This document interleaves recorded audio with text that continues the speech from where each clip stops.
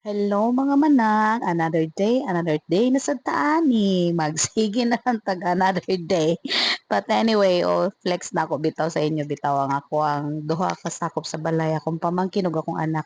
So kani akong pamangkin gisugo na ko ni siya kay naglakaw man gud ko, gisugo na ko ni siya nga magluto siya og food nilang duha ni kuya niya, especially gyud para sa iyang kuya kay iyang kuya di man gud ni siya puwede sa among food. I mean pasabot nga kanang selected lang ba kay dili siya puwedeng oily, dili siya puwedeng karne, may nana gud.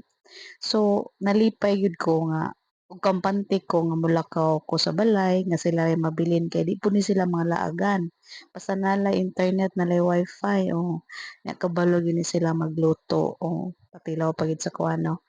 Kabalo na sila moluto, kabalo na sila maglimpyo sa balay, kaya ako gini silang gitudloan kay sus Ginoo ko, dili permanente ang kinabuhi sa tao no nya. At least bisan asa sila moadto, dili pod sila ano ba, dili ta maulaw kay kabalo ni sila motabang sa balay. Basig mga lalaki ni sus kabalo gyud tawon ni sila. Mao na nga ako lang yung gi-flex sa inyo ha kay isud kay no mga kabatanunan karon sus ambot na lang busy permanente na gyud sa gadget wala na.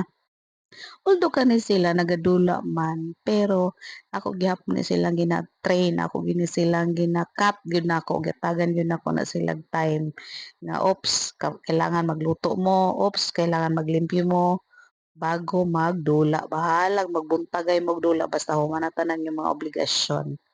So, mao lang to sus akong anak, sayaw-sayawan pa niya no, ang isa nanghugas.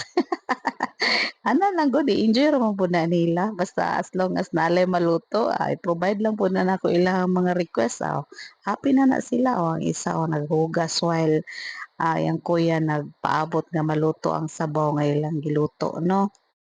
So happy lang ko mga manang i-share sa inyo ha, nga inani akong duha ka boys, maasahan gyud na nako silang duha. Pero kaning isa nagunay klase unya pa, klase na siya afternoon man. So yang kuya happy na yang kuya, silang daw murag mahulog na lang pod nila nga bonding nilang daw. So mao lang 'to, God bless us all.